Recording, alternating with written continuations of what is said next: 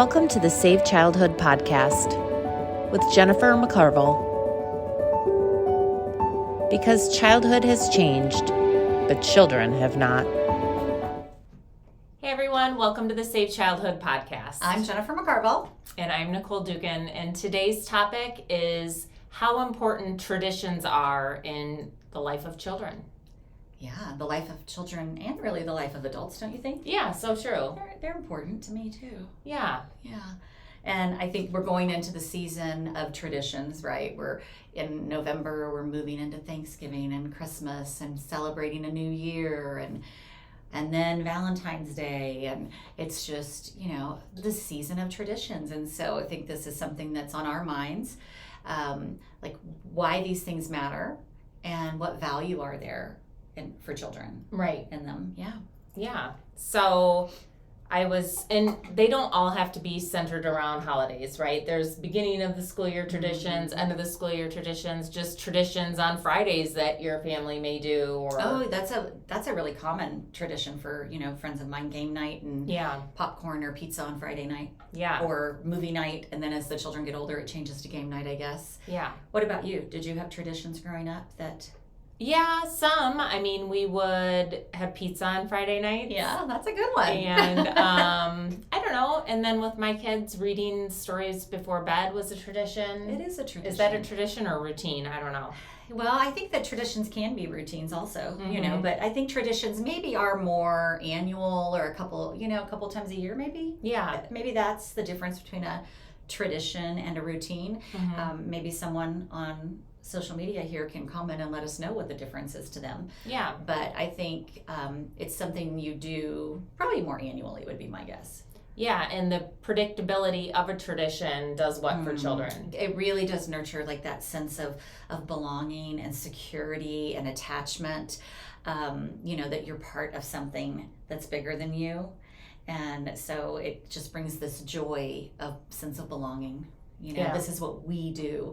I know for us, we had regular traditions of where we went for Christmas and who we celebrated with and how we celebrated. And there's a specific Christmas pastry that we have every Christmas morning. And so now as we're grown and we've raised our children, we have the same one at our homes as adult children, and we've passed that on. And nothing fancy even, it's just this is what Mama always made. And so those are traditions. And then, but one of, I would say, our family traditions was that every year we spent a week or two together with another family that was so important in our lives on the river. And we would stay in cabins, and there were times that my parents offered I have two siblings, and there were times our parents offered to take us on a different kind of trip. Like, okay, this summer, we could go, somewhere else, or what have you, or we could go back and stay on the river, and we would pick the river every time. And there's just something about that and those times together that build memories that you can hold on to and a sense of connectedness. They just bring a special kind of joy. Yeah. I think it's really cool as a parent to hear your kids say, oh, we've got to do blah, blah, blah, because it's meaningful to them and they want to do it again. Right. That's and also, as a parent, how has it made you feel as your children have gotten older? When the things that we always did with them growing up, like dyeing Easter eggs or, whatever that was, when those things fade away. I have my cousin is really phenomenal at this. Her boys are adults, and one still lives at home and the other one doesn't, and they come together and they still do those traditions together. They honor their mama in that way, and they enjoy it, and they come and they dye Easter eggs every year, or they do pumpkin carving every year, so they're still able to do that. That's neat. But I know in those seasons that I miss those times, like, but you still have those memories that just ground you and connect you. Right. But have you had some of that with your kids where some of those things have faded? Yeah, for sure. I have a 18-year-old and a 15-year-old. And so, we haven't been doing the Easter eggs or the pumpkins. Yeah.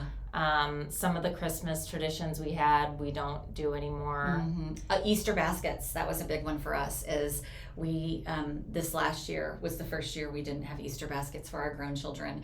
And that was a hard one. Stockings, we changed the way we did stockings a year or two ago, where each family gets a stocking that they share rather than every single person has one. So when they come to our house, now at their own homes, they have stockings because that's been their tradition, and now they're carrying it on with their families.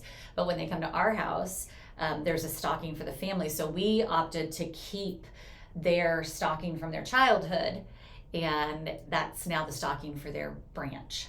And so we fill it with things that they share. But that was a shift, still something important, but as they get older, those things might change a little bit. Yeah. Yeah. My mother keeps the Easter tradition strong and the Christmas tradition. She made our stockings growing up. So every time there's been a member of the family join, she makes them a stocking. Oh, wow. And so their hearth is just full of stockings at Christmas, and just little things in each of them. But every single person, all of our kids, all of our grandkids, they get a stocking. So that's cool. Yeah. And there's even research about how important traditions are. Tell us about that. Yeah, there's research that shows that those rituals that we have with the children build, deep emotional security. And that, of course, is always going to be something that's so important to us, because we know that the emotional lives of children are at risk. And so anything that we're doing to really deepen their emotional security, to solidify, to pour into their emotional stability is so important to their emotional lives. So yeah. And we even have traditions at our school. Yeah. It's not always just in the family. I mean, those things are important too, but we have other traditions depending on what we're involved in. Yeah. Where we go to school, or summer camp might be a tradition. Oh, yeah. Something that happens at your church, or something that but yeah, we have. What are some of your favorite traditions that Marvelously made? Art show. Oh yeah, annual and art we have show. an episode about that annual art show. I'm thinking these, there's so much work that goes into the family tradition. The big ones. We have a lot of the little ones also. But art show, it's a tradition, isn't it? But it is a lot of work on the back end of that. So, but it really is a community building thing too. So it's a tradition for the children and for the adults, as something we all look forward to. And even, the planning and the prepping. So in Thanksgiving, it's, cooking all the food and coordinating all of the silverware, the china, the dishes, all that. But there's some of these traditions do take a lot in the background, right? Yeah. And then it's this moment that you get to share that's just really profound. Yeah. Another tradition I really like, that the primary group performs the nativity play. It's one of my favorites. It's really special, and it is so special. Some work leading up to that, but they are so proud of it and love to share that, and so that's one of my newer favorite traditions. I feel like when we have the primary class nativity play, it's the Christmas season. We're really dedicated here to protecting the school to be a respite during hectic times, and that can be one of them. And so it's a very gentle way that we do that, but it is so right. It is so child focused. It's really about sharing the message of Jesus's birth and why we celebrate Christmas. And it's so child focused and perfect. Yeah. It's really one of my favorites. I'm glad you brought that up too. Now, what would you say are the children's favorite traditions? Because there are some traditions that in the background, us grown-ups are making happen, but we're like, oh, they love that so much, but it is so much work. I know what it is. I do too. 1, 2, 3. Mondays.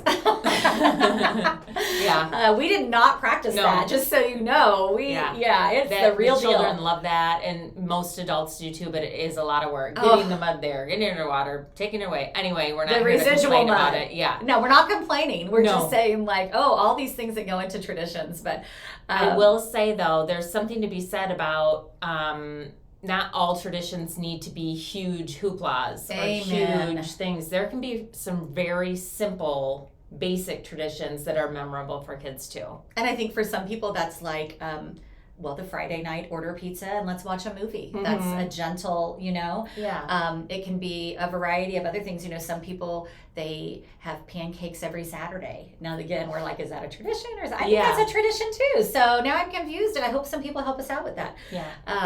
But, it can be, I think thank you for saying that. And also, there's this phenomenon with so much consumerism and everything being available for everyone that everything's a big tradition.